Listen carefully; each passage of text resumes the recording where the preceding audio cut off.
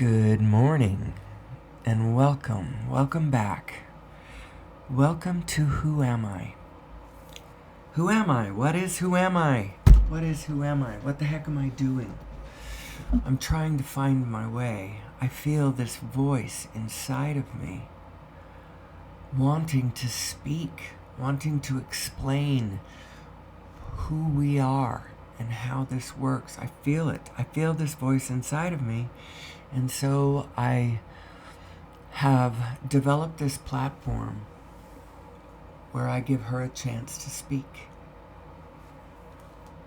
I call it Who Am I? We're talking about the nature of reality. We're talking about the nature of ourselves. And talking about the nature of ourselves in reality. It's all of those things. It's all of those things and more. What am I drawing from? I'm drawing from everything. Hold on one second. I'm going to pause this. So let's just talk about what this show is about. This show is about the nature of reality itself, and by implication, our reality, what our nature is, what the nature of the reality of the physical universe is. And but it's, we're going to talk about law of attraction. We're going to talk about unified physics, the principles and mathematics that unify our understanding of the cosmological world and our understanding of the quantum world. And we actually have a fairly good understanding of both of those worlds. What we haven't had an understanding of is how those two relate to each other, how the allness and the smallness relate to each other, how the mathematics line them up, how the scales of it work. And then we're gonna flow into a discussion of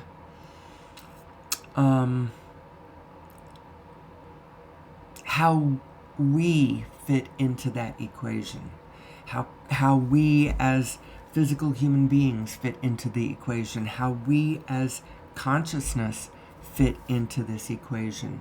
And then we're going to flow into a discussion about our positive and negative selves, our emotions. What do they mean? How are they reflecting this broader understanding of the nature of the universe and reality and ourselves? How does it all fit together? And how does an understanding of how it fits together flow towards an understanding of how the physical universe is manifesting? As in, how is it rolling? How is it changing? How does it flow from one frame to the next? And how can you get it to flow into frames of more pleasing to us, more satisfying, more fun, more joyful, more pleasant, less cantankerous, less destructive and chaotic and discombobulating? I don't like discombobulating. I like abundance and beauty and love and flow and spirit and understanding and efficiency. And that's what I like. I like the spirit of that. I like how that feels. And I would like our world to flow that way. We're amazing. We're amazing creatures with absolutely amazing capabilities. The problem is when we don't understand our capabilities, we find ourselves in a position of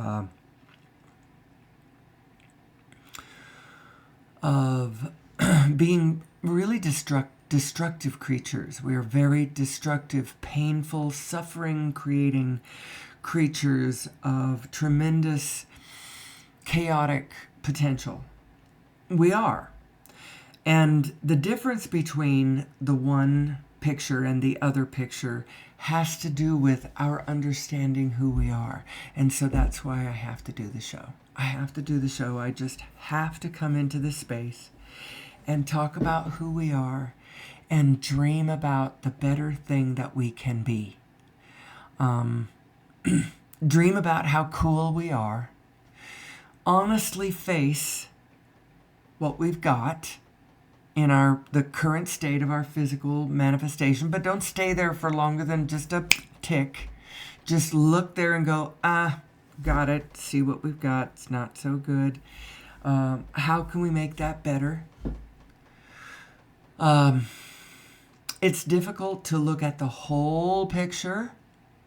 And actually, when you look at the whole picture, when you get all the way up to the wholeness, if you aren't in a positive state, then you're in the wrong place anyway. So when I talk about facing our problems or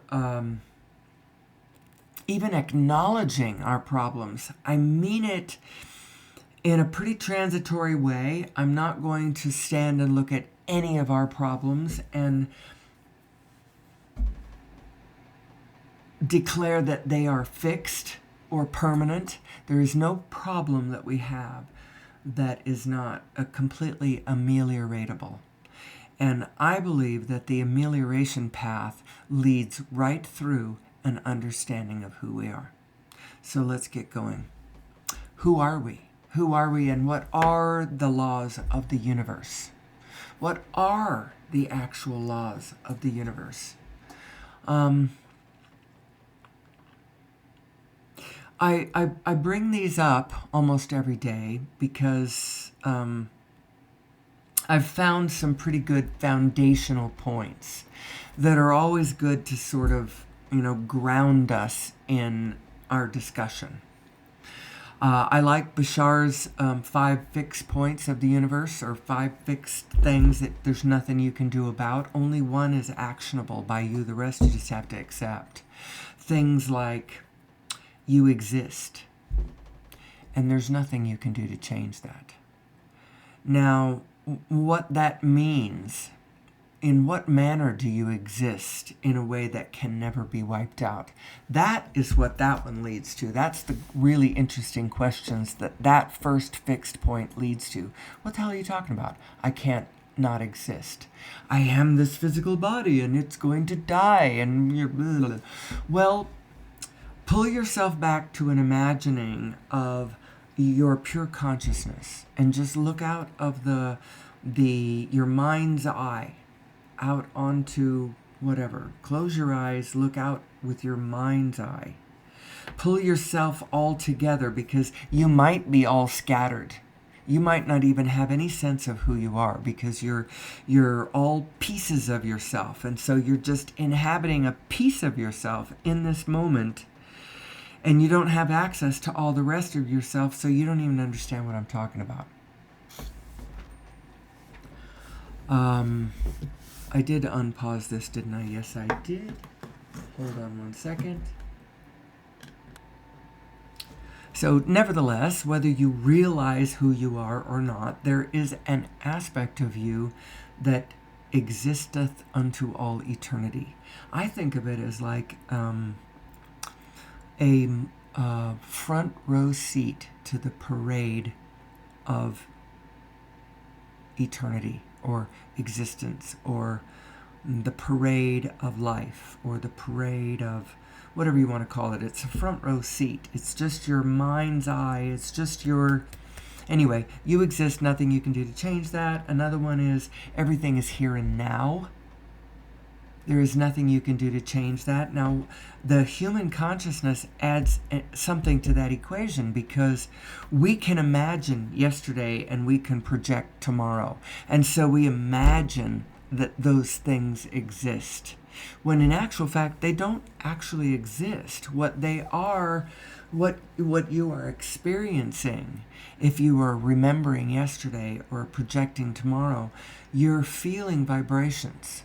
You're feeling vibrations, and the ones that just happened are still in play. And as a matter of fact, all the information of yesterday came right with us. So yesterday is right here with us, right here and now. You don't have to go back to yesterday in order to have the information of yesterday right here and now with you. That's why your inner being never looks back, doesn't need to look back. We kind of have it in our imagination. We look back and we remember what happened yesterday, and we think we have to project ourselves back there in order to access the information of that time, and we don't. So that's sort of that's a little thing that happens with human psychology. It's very interesting. The projection of the projection forward is our vibrational self sensing the possibilities coming at us. But it, again, all is happening here and now. There is nothing happening yesterday. There is no yesterday. There is no such thing as a yesterday. It's all right here and now. Tomorrow is right here and now. Yesterday is here and now. It's all happening right here and now. There's only right here and now. Let's see, what's another one? The all are one, and the one is all. Nothing you can do to change that. That has to do with the matrixing, this energy matrix that is connecting us. Our purpose is connected. Our physicality is connected. The knowledge of what's going on everywhere, it's all connected. Because we are holographic, I have I have the whole thing right here with me. I have the whole universe with me. Isn't that amazing? That's so amazing. And you go, oh my gosh, you must be so blessed. You must be so interesting. You must be so exceptional. The thing is though, every single one of us has this. But there is a difference. I am expressing the allness of all the information from where I am on the grid. From the position that I occupy, the parents that I had, the experiences that I had, the way I have pulled it together, the way it looks from where I stand, it's completely different than from where you stand, and from where he stands, and from over there where she stands. It's all different. That's why diversity is so freaking important. Because I am iterating the entire universe from where I am, and it comes out completely different than when you iterate the entire universe from where you stand. It's the same but different.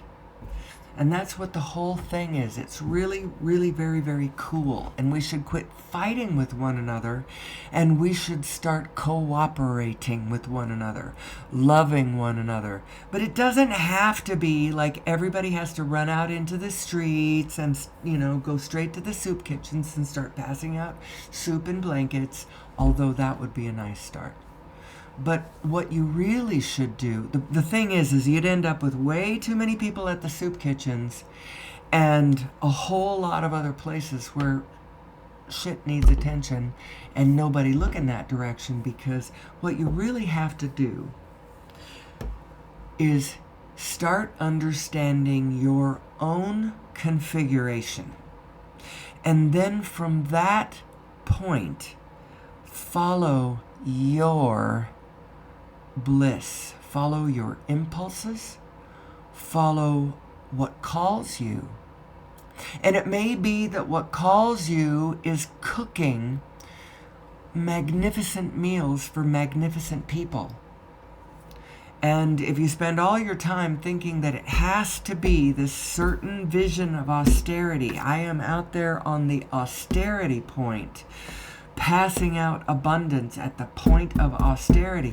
That's what we all think it has to be. But what it really needs to be is, first of all, you got to understand who you are, and then get into alignment with yourself, and then follow whatever your impulses are. Because now you are following impulses from your larger self, from your larger self that wants the whole field to succeed. Your larger self wants the whole field to succeed because your larger self is the whole field. You are your specific self on your specific point on the field, and you also are the whole field. You're both of those things. You're two data streams. You're two flows of data and information. And this is how it connects to the unified field theory. This is where it connects to unified physics and all of Nassim's work. Because you are not just a flow of data and information, you are distinctly two flows of data and information, and you might be millions of flows of data and information. In fact, you are probably trillions of flows of data and information, and when you get all the way out to it, the whole field that you are is infinite flows of data and information. But for our intents and purposes, we're going to speak of ourselves as the two that you are. One is a flow of data and information that's coming from you as your physical small self. I am in a human physical conditional body self. I am made of atoms self.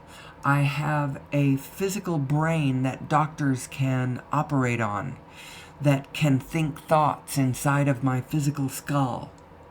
This physical brain was born in a certain year, date and time, and will likely expire at a certain date and time, unless I can figure out the secret of this coherence, and in order to keep my cells coherent longer. What thoughts am I thinking? What beliefs am I holding? What am I focusing on, and how am I living my life? Am I living it in alignment mostly with who I am? Am I keeping myself coherent that way? Because honestly, that will help. Now, Nassim Haramein and his people in their laboratories, they are starting to scratch the surface of the potential of understanding what actually keeps cells coherent, what coherence and chaos actually are, and how it relates to this fundamental field that we all are and that we all have. And these two flows of data and information that I'm going to be talking about in this Who Am I discussion. Who am I? And how does that work? So the first one, as I was saying, is your physical self, the one that is grounded in your physical cells and your physical atoms, that is connected to the physical structure of the physically manifesting universe in this moment, in this now moment where I am. Because I'll tell you what the universe actually is. Imagine that it is a field, a whole field of connected, touching,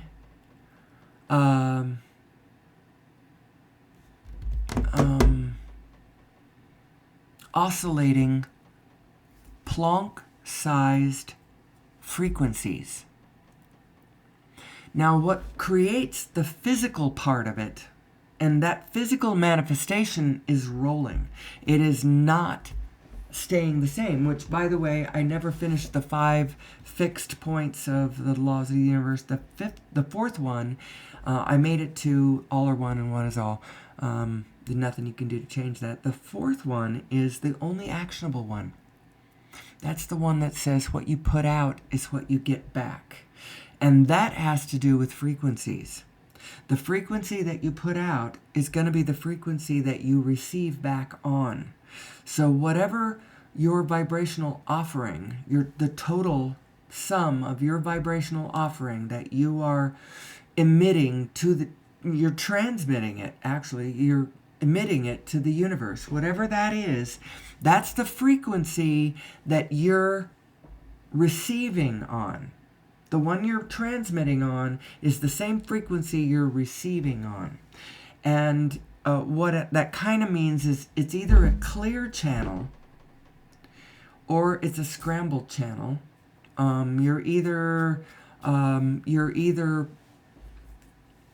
in harmony. Your two selves, your allness and smallness selves, are either in harmony with one another or they are at cross purposes to one another. One of those two things is happening. And then there are different degrees of those things happening. Are you strongly crossing yourself? Are there lots of parts of you inside that are strongly crossing lots of parts of you inside? Or are you almost entirely in alignment, but that there's this one little thing, there's this one subject, when you bring that subject up, then now that can shift you, but it hardly ever comes up, and so you're almost always going and flowing, you're thinking of ideas, you've got great ideas, and then you're just moving towards those ideas. What kind of a signal are you sending to the universe? Because what you put out is what you get back. And if you're sending a mixed bag of signals to the universe, you're getting a mixed bag back from, you're getting all, if you're unfocused in your intentions, then what you're getting back is kind of an unfocused, I don't know what I want to do kind of thing, It's all a function of this focus and attention and these flows of information that are both your small self and your whole self. Now, I want to tell you that this whole self, this whole field self that we are, is interested in all kinds of things that you and your little self may never have thought about. But I'll tell you in a very, very, very big way, your larger self wants to succeed biologically, wants the whole eco field around us to succeed joyfully. Really powerfully does your whole self want the whole thing to work. Because it's fun. Because we've got an amazing planet full of all kinds of possibilities. Man, right now it's a school of incredible power as it in its raging, fast-moving energy and its really scrambled purposes right now is ripe for someone like me or someone like you or someone like all kinds of people to start grasping what's going on and then like, ooh, I can see this. I can help. We could help. I feel like I could help. I feel like doing this show can help. And by the way, I'm going to be morphing into more of a, what is the Who Am I show? It is, it's sort of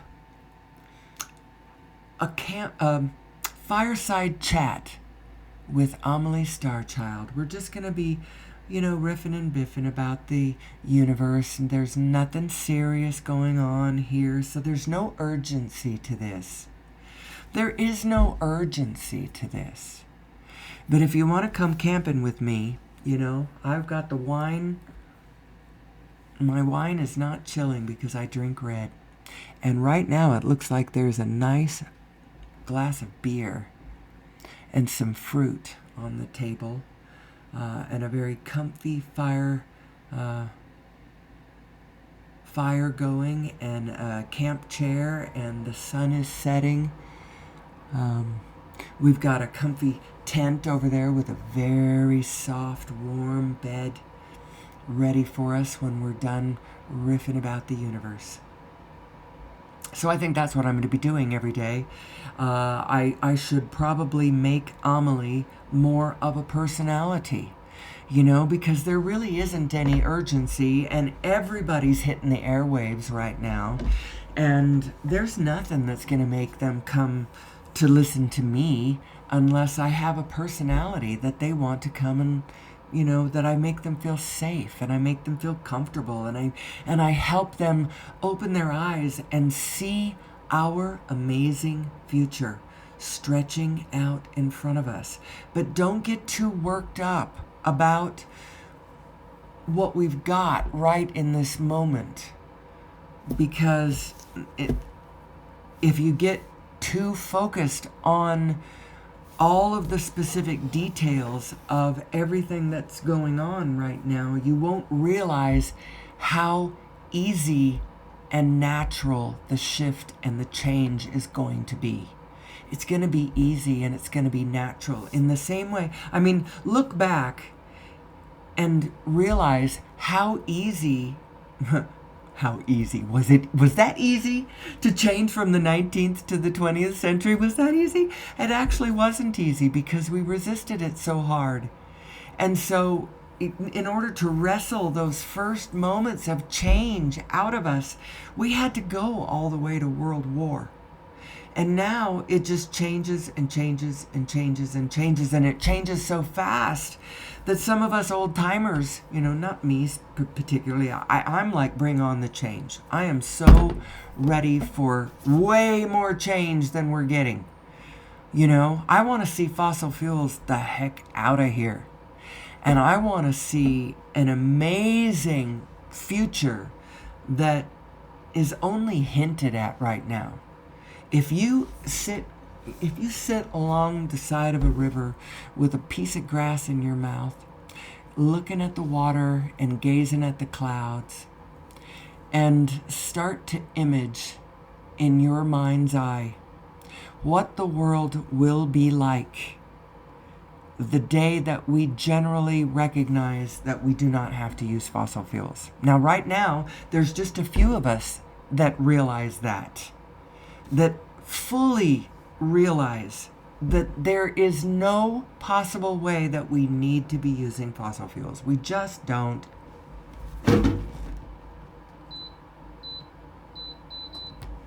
And you don't even have to, it's not even a question of doubt anymore in me. I know we do not need to use fossil fuels. And so then now, man, it's so hot.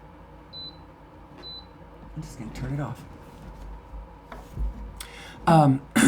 So then you realize, well, if we really don't need to use fossil fuels, and fossil fuels are killing the planet, they're incredibly expensive, they are propping up certain individuals, when you realize the full picture of where we are in the human story, where we are in human history, where we are in, because all the stories, we are a story. And it includes a lot of villains. Yes, it does. It includes lots of,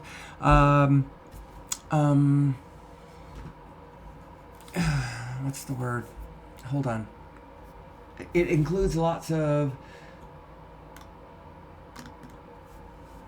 conspiracies and conspiracy theories. It includes lots of that. Lots of whatever, however you want to spin this story out.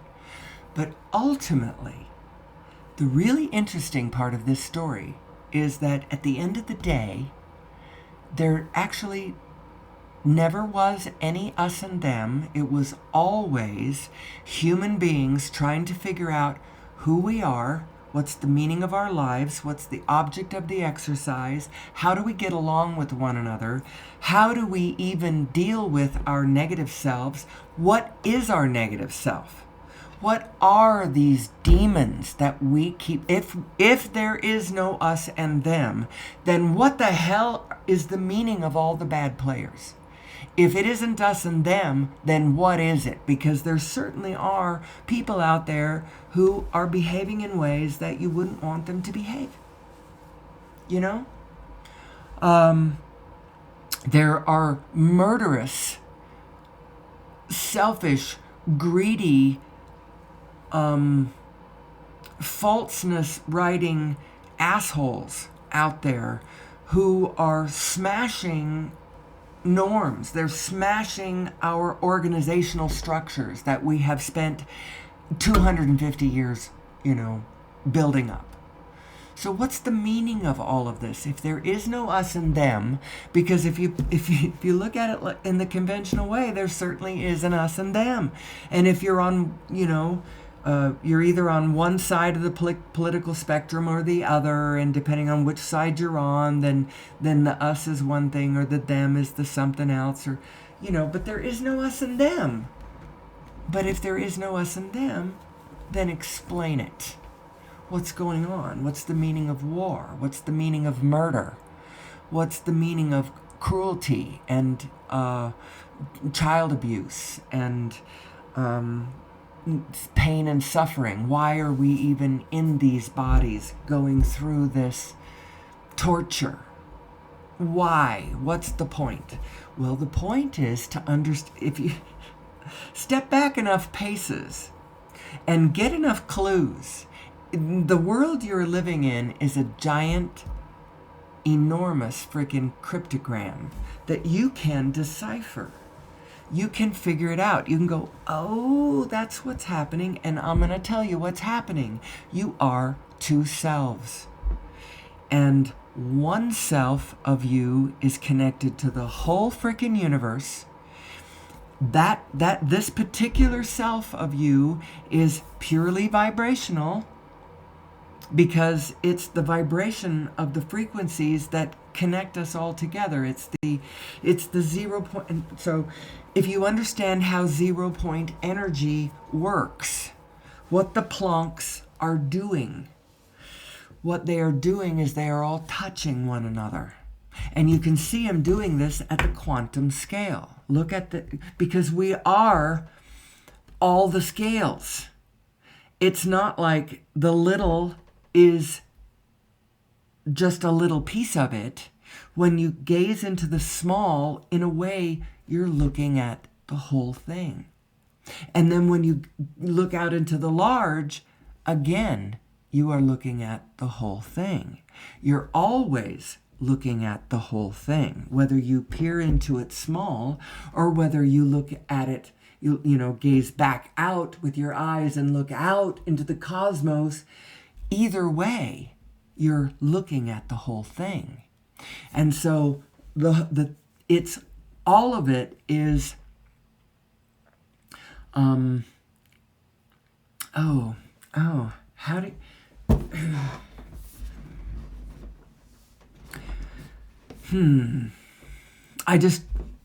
I'm not sure where to go with that, actually. Well, who am I?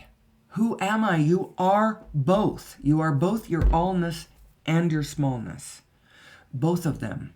And one of them is giving the other one guidance. Your big self is giving your little self guidance. Did you know that? But we project it outwards all the time. We say, I am this little small self that means nothing, and I have no value because I am just dandruff. I'm toe jam to God, and God is this thing, outward thing that's something separate from me that, I can lose track of because it's not me. But that's not what it is at all. You are connected to this divinity through your very atomic structure. Because you are physical, you are part of this wholeness. And so everything else and everybody else is too. That's true. And so you might think that just made your special go away, but it didn't. The fact is it just made the whole thing way more special. Way more special.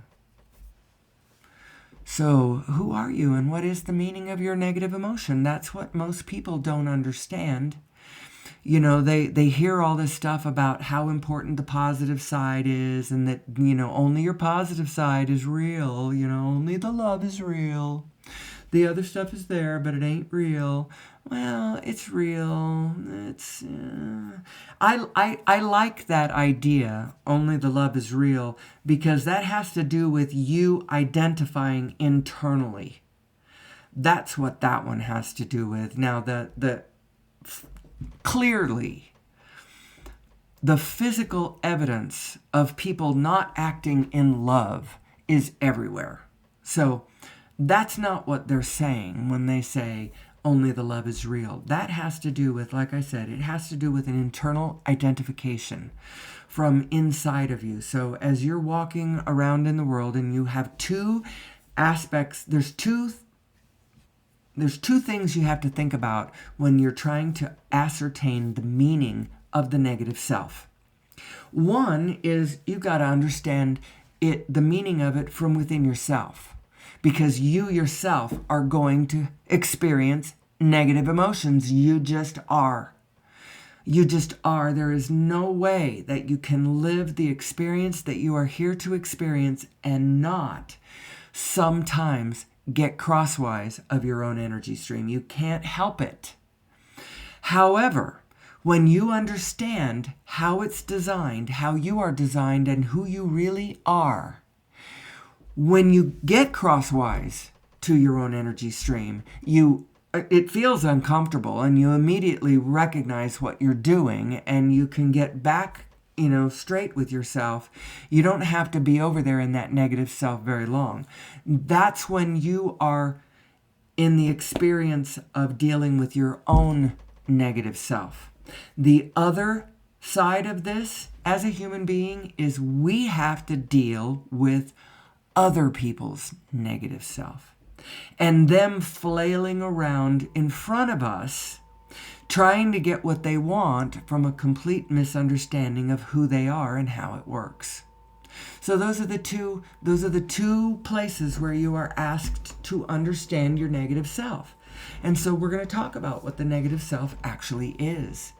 And from this, so we already said that only the love is real, but that's an internal identification. And what are we talking about when we're talking about identification? Idea.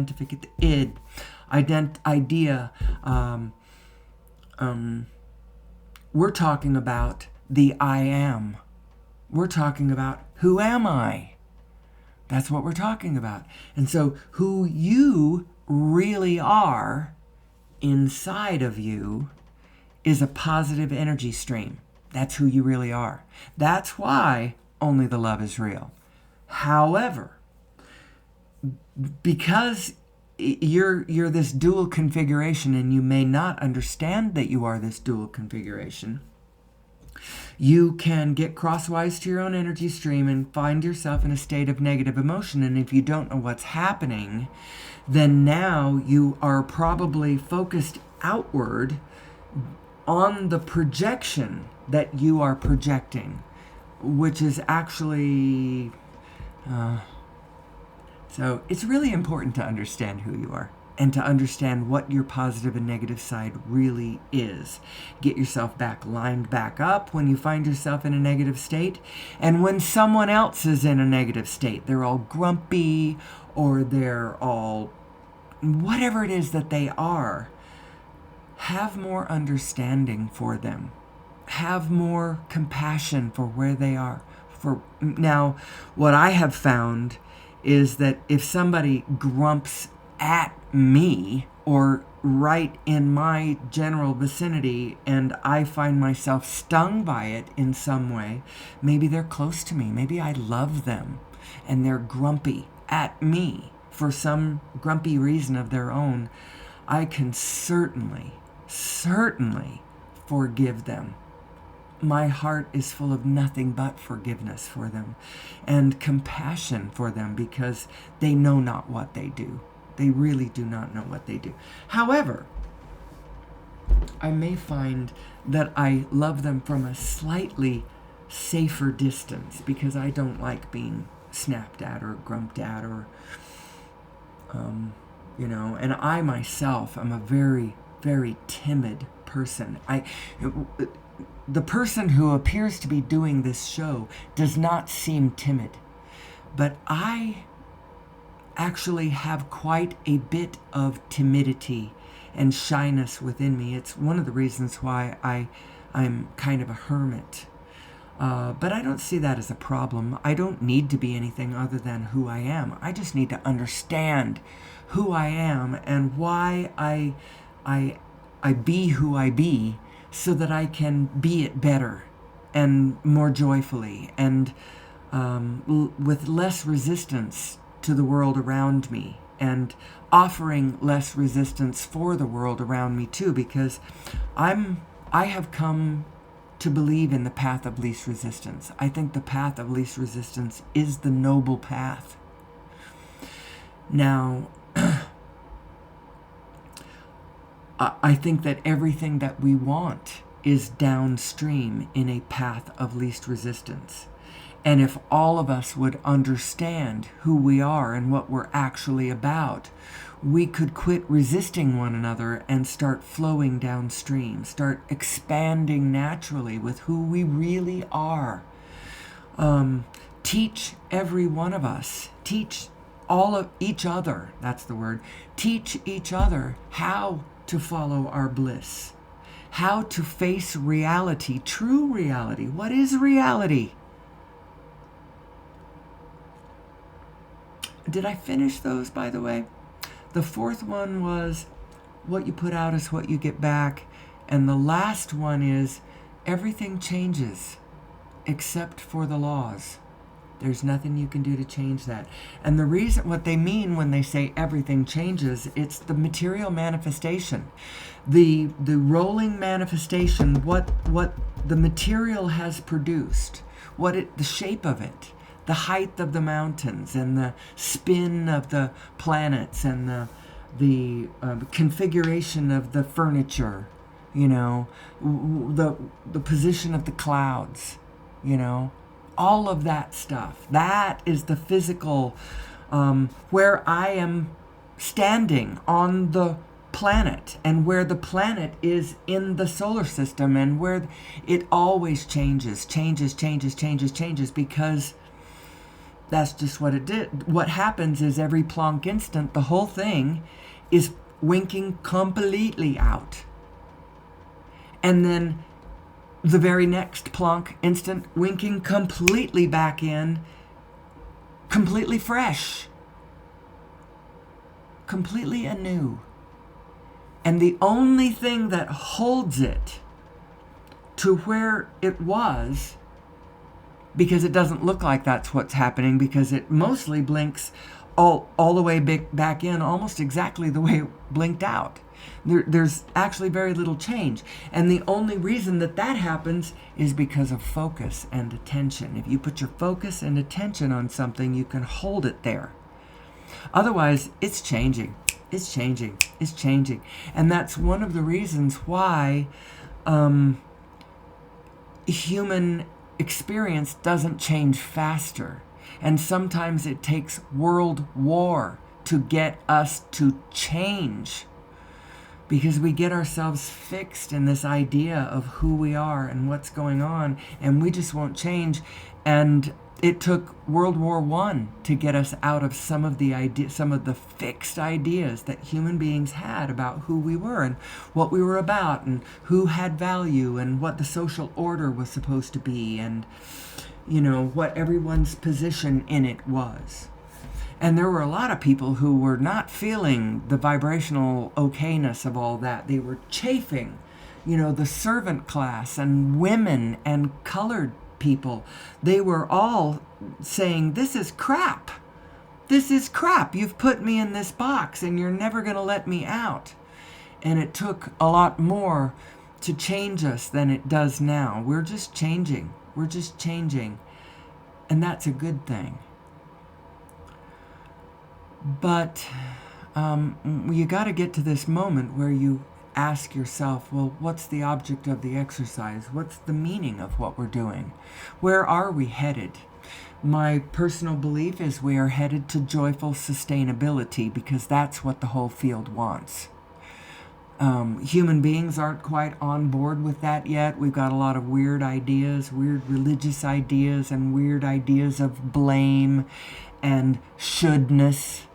We're shoulding all over ourselves. I should be doing this. You should be doing that. When in actual fact, what we should be doing is getting a better grip on understanding who we are and what this field is and how it works, so that we can work with it more peacefully, more joyfully, more lovingly, more kindly, more appropriately.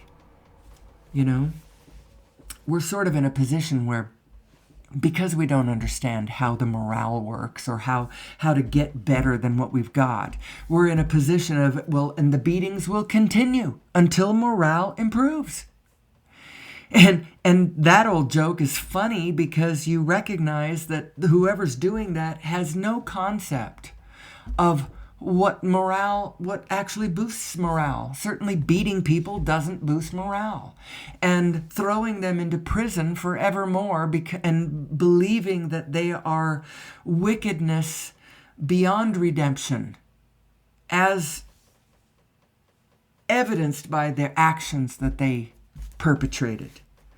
When we are not understanding ourselves as a field phenomenon. And as a field, we want to succeed. As a field, we're all working together. I need you. You need me. And maybe not me specifically, and maybe not you specifically, but yes, we need each other. I don't know of really anybody anymore who lives wholly without the human system, the human even if, so there might be people out there who are not, they're producing food not in a big ag way. They're producing it in a small ag way. And so that's great. That's wonderful. But there's still a distribution system, a communication system. There's still, and I may produce, my goat cheese in a pure, natural way, but then I've got Nikes on my feet, and I've got prescription glasses on my face, and I'm using a computer to source, whatever. We are all in this together. Whether you imagine that you're a hermit or not, I'm a hermit, it's true. I spend most of my time in a quiet way, in a small space with very few people. And I sort of like it that way, although I want to break into a bigger field of influence and a bigger field of organizational structure around me. I just don't want to go join organizational structures that I see. Maybe I would join the ISF, but I don't want to just disappear into them either. I want to stake out my territory from where I am and be who I am from where I am, shining my beacon, following my impulses based on what I want, based on my own internal alignment. And in doing so, I role model what the hell it is I'm talking about every day. Who are we? And what's the meaning of what we're doing here on planet Earth? What is it that we want? What is it that we want on the one hand, and what are we doing to mess it up on the other hand? We've got things like 6 mass extinction and continuing wars and political struggle, strife, and unrest. I know that here in my country, there's all kinds of people fighting with one another over all kinds of political shit. Because there's one half in power that the other half thinks is ridiculous and completely disconnected from reality. And while, on the other hand, I tend to agree with that assertion, I also know that ultimately we are one. We are one. Remember our freaking Pledge of Allegiance. One nation, indivisible, under God. One nation under God, indivisible, with liberty and justice for all. That's my country. And what's going on right now is kind of weird. It's kind of weird. So I think that it's important that we understand who we are and what's the meaning of our lives and what's the meaning of our positive and negative emotions. Everybody agrees. Yeah, your positive self. Yeah, your positive self is the only one that, you should, that's the one. That's the one. But then what do you do with the negative self? First of all, I think we need to understand it. And then second of all, we need to take some collective responsibility. because I maintain that there's something that happens when you driving your HBV, that's your human being vehicle, which is comprised of multiple components. It's comprised of your physical apparatus and your overview mind. It's both of those two together in your physical body. They make a third thing that is actually who you are.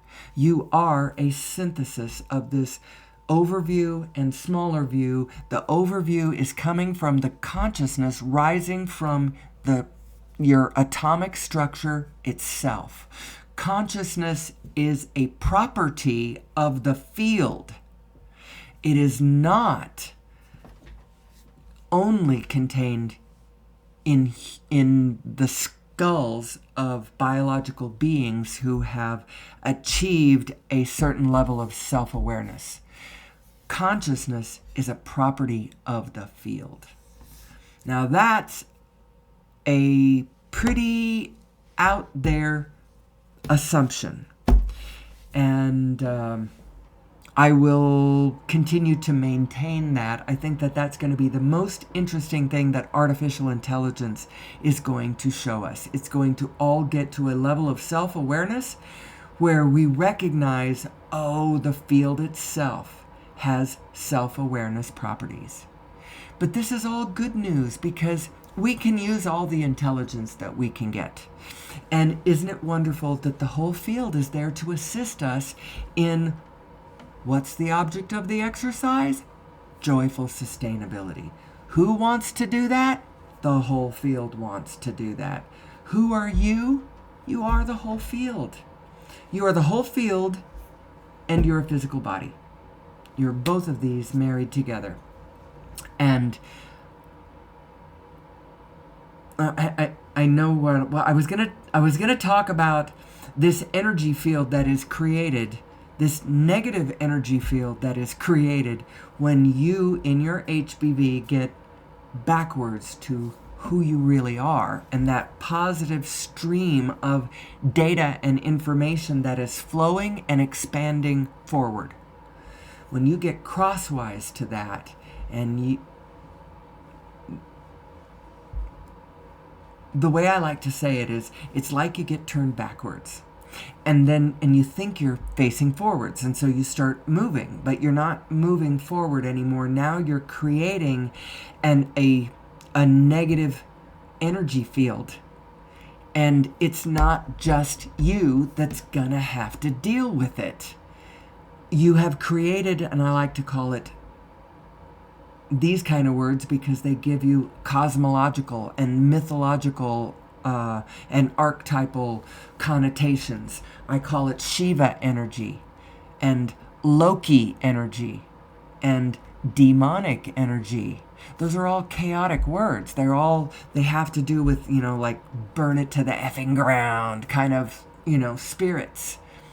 And those things are caused when we collectively create systems that are not in alignment with who we really are and what we are really all about.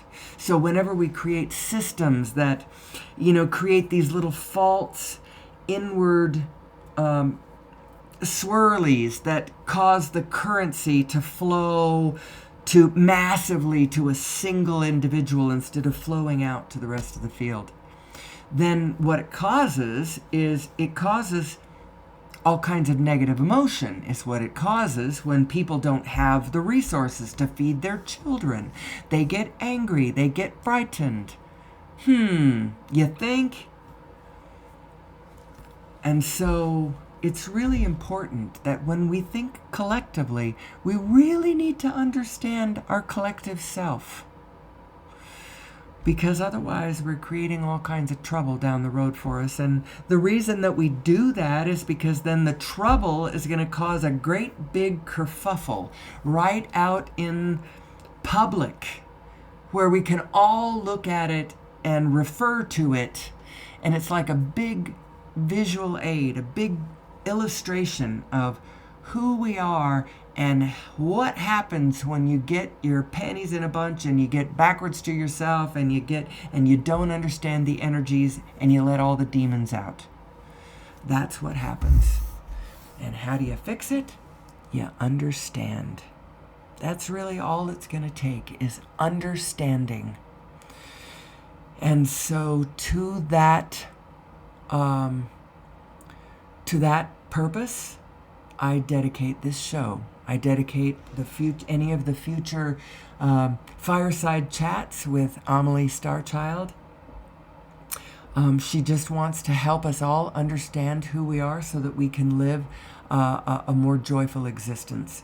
Now, honestly, there's rockets of desire going off in exactly the right places constantly. And everyone has an inner being that is shining a light saying, come this way, come towards this frequency. It feels good over here.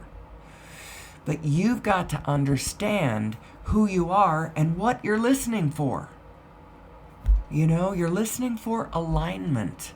Alignment is the only thing any of us have to worry about. We can just not worry our pretty little head about anything else. Although that's not really true, because so many of us really love to use our minds.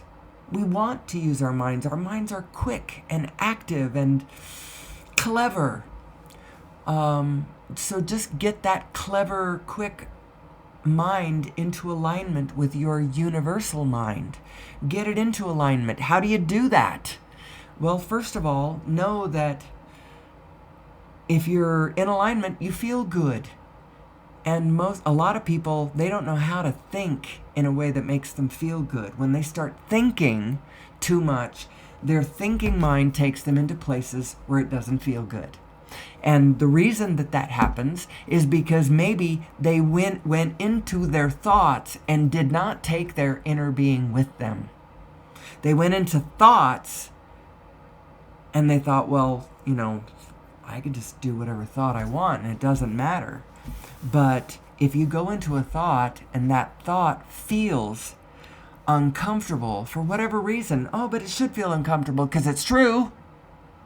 Animals are dying at an alarming rate. Well, that is true.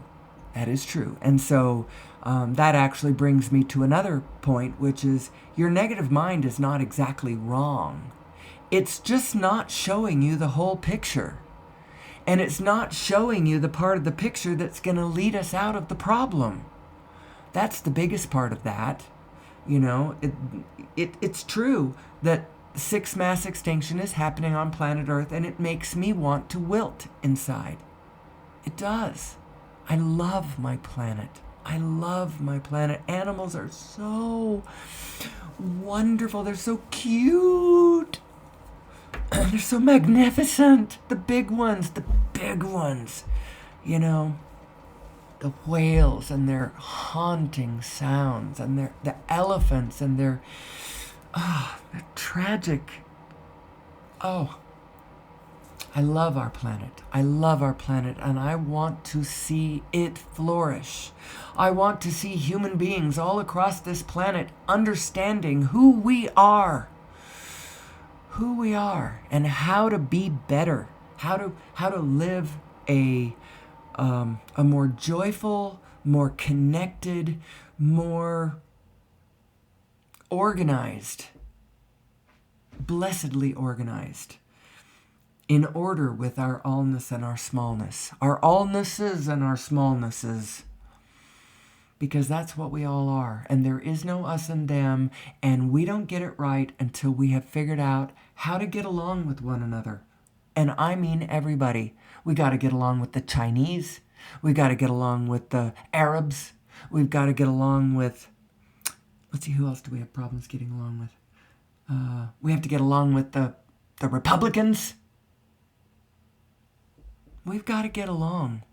There is only us here, and humanity needs one another. And I think, so on some other day, I will discuss why I think that we have a problem naturally not knowing all of these things. It's because I think we got a little evolutionary bump. I think somebody has tweaked our genes beyond our long, you know, they thought, well, we'll just make them smarter. What would the problem with that be? Well, then we get to be, too smart for our own britches without any real wisdom or understanding. And I think that that's kind of where humanity is right now. But I think that this new, clearer understanding of the physics of our universe will absolutely lead to